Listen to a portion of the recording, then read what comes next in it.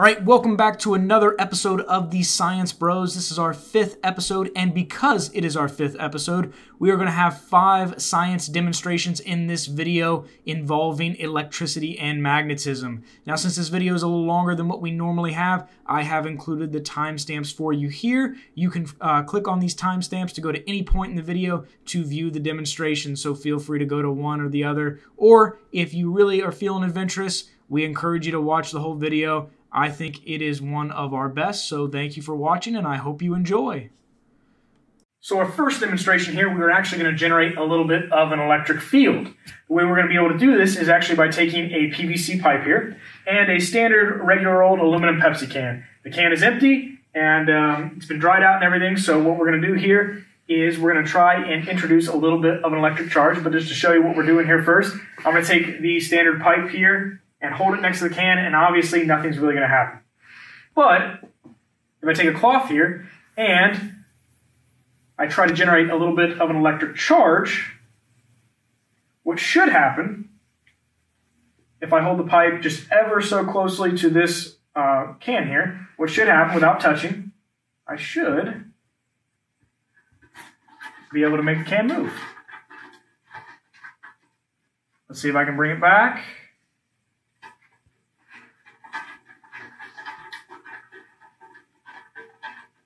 So pretty neat. Now let's talk about why this is happening. So to understand what is occurring here with our PVC pipe and our soda can, we have to understand a few basic principles. The very first thing we have to understand is what is matter, and matter is going to be anything that has mass and takes up space. We also need to know that all matter is going to be made of atoms. So for instance here we have a model of a carbon atom. And we also need to know that an atom is going to be the simplest form of matter. It is made of protons, neutrons, and electrons. We know that protons are going to be the positively charged particles. Neutrons are going to be neutrally charged, so they're really going to be almost evened out with no positive or really negative charge. And electrons are going to have a negative charge. And we can see from our model right here that the protons are going to be highlighted in blue here in the nucleus of the atom. That's the densely packed center of the atom. We also can see here that we have neutrons, which are going to be highlighted in red here. They are also located in the very densely packed nucleus of the atom. And then finally, the electrons are going to be in gray here, and these fly around in what is called the electron cloud. They kind of fly around in these somewhat fixed orbits, but they kind of randomly move around as well. It actually is a very interesting topic to delve into, but we don't have time for that today. And then another thing we need to know is that when the number of protons equals the number of electrons, the atom is considered to be electrically neutral. You know, it is not positive or negative, it is just a nice neutral atom. But if we remove electrons, it can create an imbalance of charge causing static electricity. And that is actually what we have done with this example here. By rubbing the cloth on the PVC pipe, we are physically going to strip electrons off of the PVC pipe, and by doing that, we are causing this imbalance.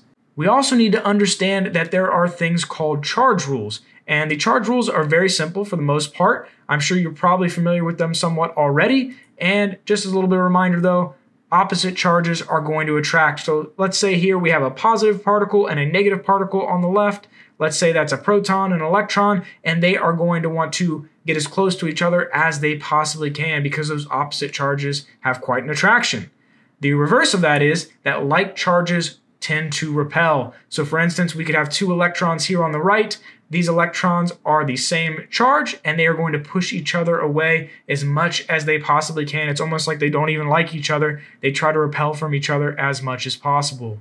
And then the last thing we have to understand is that there are multiple ways that charges can be transferred, but the one we want to pay attention to is induction. And induction is going to be the transfer of electrons through electric fields working at a distance or over a distance. So in this case, with the PVC pipe and the soda can, we are not actually causing direct contact. You know, I'm not taking the PVC pipe and physically touching the soda can. I am causing an electric field to act on these objects at a distance. Now, obviously, the distance is not that great. It's really only about an inch or two between the PVC pipe and the soda can, but regardless, we are still kind of generating this electric field that is causing an imbalance, and it is actually creating this attractive force. So in this example here, we have the negatively charged pipe in this example, and we have a sphere over here that has positive and negative particles. Now, if you notice, all the positive particles are on the left, and all the negative particles, or the electrons in this case, are on the right. This is because when we bring objects that have a charge, like the pipe here, when we bring them close to a neutral object, we can create what is called polarization. And for instance, in this case, we have a sphere. The sphere was neutral. In our example, the can was neutral. But when you bring an object close to it, what happens is the positive particles, or the negative particles, depending on what you're dealing with, but in this case, the positive particles in our diagram are going to get pulled towards the negative particles, because remember, opposite charges attract, and then you can see all the negative particles here are being moved to the right-hand side because they want to get as far away from that pipe with all those other electrons or negative particles. They want to get as far away from each other as possible. And that is actually really what's happening here, is we're generating a little bit of this attractive force. So we're basically, in our example with the PVC pipe in the can, we are creating this positively charged pipe because we're stripping electrons away from it, and we're bringing it close to this neutrally charged soda can, and by doing that, we're creating this polarization effect, which is then creating this attractive force between the protons and electrons, and that is why the PVC pipe can pull the can across the table without actually physically touching it. Here are the science bros back at it again, and we're continuing with our electricity and charge demonstrations and talking a little bit about electric fields and current and simple circuits. We have a few more fun things in store for you. So what I have here is a little electroscope. What we have is a ball with a rod on it, all metal, and at the end we have two pieces of aluminum foil down there, or two just little metal strips. It's not really imperative that you have exactly aluminum metal, but it's just two little light metal strips down at the bottom. And if you recall the can from the can rolling, what we did is we stripped some electrons off, and we were able to use that to create this electric field that pushed or pulled electrons in different directions. Well, if I put this up here like here without a charge on it, then nothing happens, okay?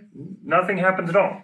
But once I strip some electrons off here, okay, strip some electrons, okay, now what we have is a positive into this pipe. It's an insulator, so the positive charges are there, and we stripped off some electrons. And when we put this close, okay, what we're going to do is we are going to attract the electrons that are in this metal. And since this metal is a conductor, the electrons will travel up to the end of the metal rod and into the ball there. Wingardium Leviosa. So now we have a cluster of more electrons than protons. So this is got an overall negative charge. This because of this positive charge. Okay, I'm inducing. It's called induction. I'm inducing a negative charge in the end of that ball. Well, why are these strips moving apart though? Well, overall, this is neutral. That piece of matter in there is neutral. So if I pull some extra electrons up here to make this negative, because this end is positive, what charge is the bottom now? The bottom is positively charged, correct? Well, like charges repel each other, whether they're two negatives or two positives, they will repel each other. So by pulling the electrons up here, I am causing a temporary induced partial or positive charge, a temporary positive charge at the bottom. And since like charges repel each other, the two little pieces of aluminum foil will spread apart. But as soon as I remove this, right? As soon as I remove this, the electrons, they don't want to be near each other. They go back to where they wanted to be, making it neutral, so the foils go back to their original position. So what I can do is make these things dance by putting this close, moving it to and close and further away from this, by creating the temporary charge on the top of that. For our next demonstration, we have a couple simple circuit boards set up here. So we have one circuit board here and one here, and there actually is a little bit of a difference between the two. So we look at them on the surface, and we see that we have two light bulbs on each board, and they are both lit up.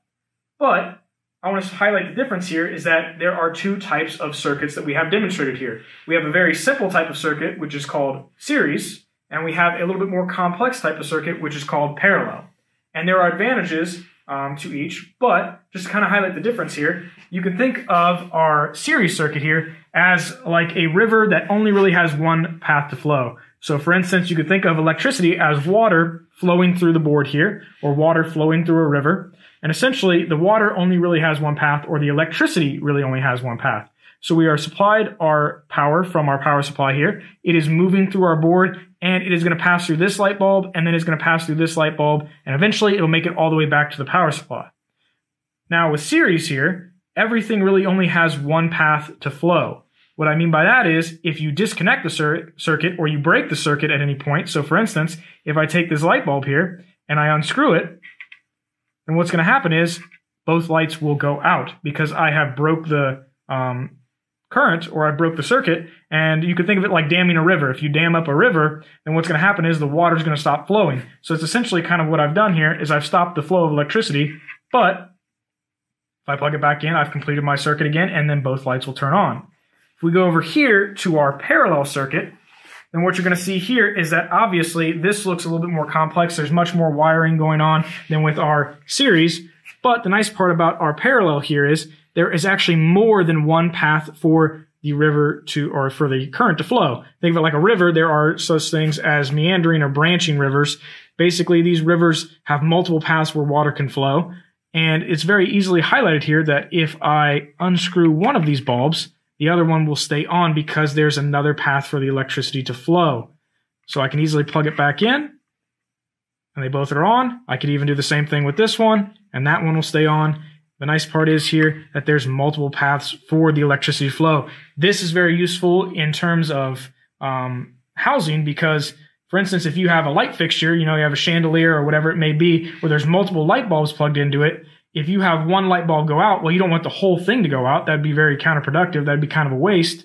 So the nice part is that we can wire things in parallel. That way, if one light bulb goes out, then that means that they don't always go out. Sometimes, though, if you think of Christmas lights, if you've ever set up Christmas lights on your house, sometimes those are wired in series like this, where if one pesky bulb goes out, then the whole thing goes out, and that's just a pain. So it's much better in terms of wiring, in terms of electricity and lighting, that we have parallel circuits instead of series. In this demonstration, what we're going to do here is actually have a little bit of fun with magnets and iron filings. So we just saw some demonstrations where we could kind of generate this electric field, and this electric field could cause an interaction between objects. We just saw an aluminum can move, and we just saw our little device here, and we saw a little bit of the aluminum here move a bit once we introduced an electric charge. What we're going to do here is, instead of creating an electric field, we're going to create a magnetic field. We're not really going to create a magnetic field. We're actually just going to take advantage of the fact that these magnets already have a magnetic field. And these are actually very powerful magnets. And what we're going to do here is we're going to demonstrate kind of the same effect here, that we can cause a little bit of an interaction with these objects over a distance. So I'm setting my magnet inside of this container here, and what I'm going to do is take my iron filings, which is basically just a really nice fine powder, and I'm going to take my iron filings here, and I'm going to introduce the magnet here, and kind of notice what starts to happen. Oh. If you look at that, you'll notice that this fine powder of iron filings has kind of started to cluster around the magnet. And if you look really closely there, you see how a lot of it starts to bend up and kind of move in this curved direction here. That is because these magnets have a magnetic field. And magnetic fields, they have lines that look kind of like parabolas almost coming out, and they move around and they loop back into the top of the magnet. So what you're seeing here is actually a visual representation of something that we usually cannot see, and that is actually the magnetic field lines that are moving or that are surrounding this magnet at all times. The Earth also has a magnetic field. Thank goodness the magnetic field protects us from a lot of solar radiation and ionized high-energy particles. So that is just a little bit of fun with magnets, and you can see that instead of an electric field, now we have an example of a magnetic field, and kind of a cool example as well. And then the nice part is, if you take your magnet here and you remove it from the iron filings, or you just get it far enough away, what should happen It turns back into a powder. Hello, welcome to the next exciting demonstration from the Science Bros, and we are looking at a Tesla coil. So without going into too much what a Tesla coil is, it's a transformer. So if you look at a pole near your house, you might see a transformer, not like this. They're different. They're definitely different. But what a transformer does is can take high voltage, like power coming in from lines, and step it down to a lower voltage. So that's what a transformer does. It takes a different voltage and makes it a different voltage. So if in the terms of getting it to your house, you have 110 volts in your sockets and things like that. It transforms high voltage. When you send electricity over lines, you have less loss if you send it in high voltage situations. But you don't want the high voltage situations in your house for safety's sake. And so what you do is you have a transformer that will change the voltage. Well, this is a transformer. It is not the same type that you'll see near your house. Maybe I should name this Optimus Prime because I love transformers. So this transformer will take basically the 110 voltage coming out of this socket, and what it's going to do is it's going to change it to a couple thousand volts. Now, this would normally be dangerous if you had any amount of current going through it all. But the currents are going to be very, very low. So high voltage, low current situations, it's still a little bit, you need to be careful with it, as any device such as this, but it is not as dangerous as if you had more current. If you have more current, it is absolutely a very dangerous situation. But it's taking the 110 voltage and turning it to a couple thousand voltage. And you want to think of voltage as your ability to push the electricity. Current is the amount of electricity. Think of it as a flow of water out of a hose. If you have a lot of flow of water, that's a lot of electricity flowing. A little flow, that would be a little. But the pressure is the voltage. How much is pressure in your hose? If you hold your thumb over the hose, then you can build up pressure and you let a little bit go through. That pressure is going to shoot the water a far way through the air. This voltage, high voltage, is the ability to push the electricity to places it doesn't want to go. So here, you're going to see this. And because the voltage, the pressure is so high, it will send it through air. It will send the electricity through air. So what we're going to do is we have a lightsaber, and we are going to light it up without touching anything with this Tesla coil. Ready? All right. And this is the moment we've been waiting for. It's going to be electrifying. Here we go.